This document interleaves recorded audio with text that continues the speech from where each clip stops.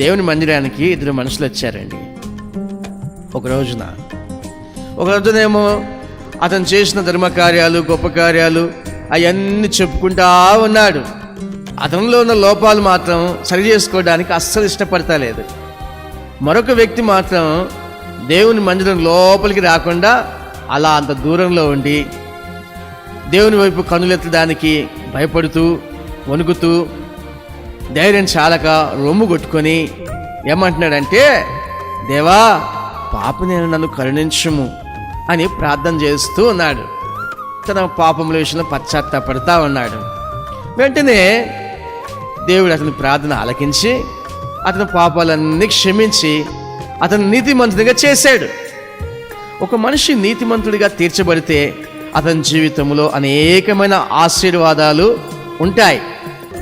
కీర్తన గ్రంథం 34:17 వాక్యంలో చెప్పబడిన మాట, నీతిమంతులు మొరపెట్టగా యెహోవా ఆలకించును, వారి శ్రమలన్నిటి నుంచి వారిని విడిపించును.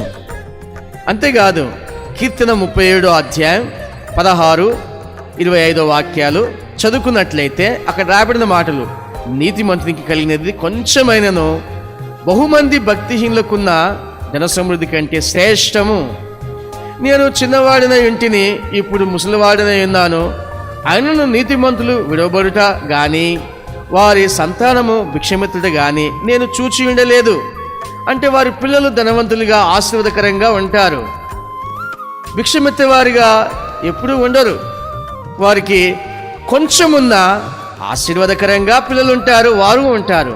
సామెతల గ్రంథం 10:6 వాక్యంలో చూసినట్లయితే నీతిమంతుడి తల మీదకి ఆశీర్వాదములు వస్తాయని రాయబడింది. అంతేకాదు సామెతలు 10:16 వాక్యంలో నీతిమంతుని కష్టార్జితము జీవదాయకము అని రాయబడింది. సామెతలు 12:7 వాక్యంలో నీతిమంతుల ఇల్లు నిలుచును అని రాయబడింది. అంటే ఒక మనిషి నీతిమంతుడిగా తీర్చబడిన తర్వాత తన కష్టార్జితం దేవుడు దీవిస్తాడు, అతని మీదకి ఆశీర్వాదాలు వస్తాయి. అంతేకాకుండా తన ఇల్లు నిలుస్తుంది, అతను కట్టుకున్న ఇల్లు ఎప్పుడు నిలుస్తుంది. ఈ రోజున చాలామంది కుటుంబాలు కట్టుకుంటున్నారు, వివాహం చేసుకొని భార్యాభర్తలుగా అయ్యి ఒక కుటుంబంగా ఏర్పడుతున్నారు. వారు సుఖ సంతోషాలు కలిగి జీవించడం చాలా తక్కువ. కొంతమందే సంతోషము, సమాధానం కలిగి జీవిస్తున్నారు. పిల్ల పాపలతో దీర్ఘాయువు కలిగి ఆరోగ్యం కలిగి జీవిస్తున్నారు. చాలామంది కుటుంబాల్లో అనేకమైన విషాదాలు ఏర్పడుతూ ఉన్నాయి. కొంతమందికి రోగాలు, కొంతమంది మధ్యలోనే చనిపోవడం, మరికొంతమంది విడిపోవడం, ఈ విధంగా కుటుంబాలు ఉంటున్నాయి. అయితే ఒక మనిషి యేసు ప్రభువుని నమ్ముకొని ఆ మనిషి తనను తాను పరిశుద్ధపరచుకొని యేసు ప్రభు ద్వారా నడిపింపబడితే ఆ కుటుంబము, తన ఇల్లు నిలుస్తుంది.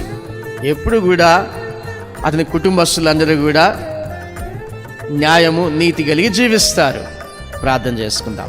మహాపరిశుద్ధుడా, పరలోకపు రాజా, మీ పాదాలకు వందనాలు, స్తోత్రము నాయన.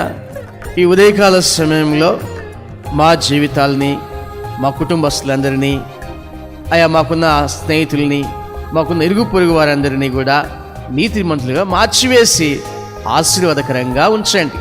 యేసు పరిశుద్ధ నామం అడుగుతున్నాను పరమ తండ్రి. ఆమేన్, ఆమేన్.